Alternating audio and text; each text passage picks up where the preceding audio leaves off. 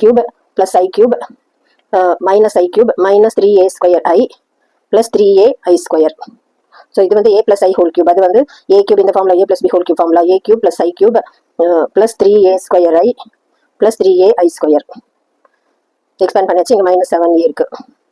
So minus I cube plus I cube cancel ஆகிடும். minus 3a square I plus 3a square I cancel ஆகிடும். a cube plus a cube 2a cube. இது ரெண்டும் light ஆகிறதுனால 3 plus 3 6a I square. இங்கே minus 7a இருக்கு. So 2a cube இப்படி split பண்ணலாம் a into a ஸ்கொயர்னு.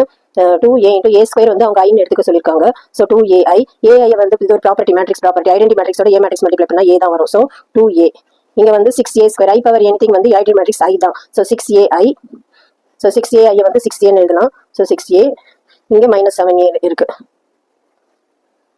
2a plus 6a வந்து 8a minus 7a 8a minus 7a வந்து a. இதுதான் ஆன்சர். தேங்க்யூ.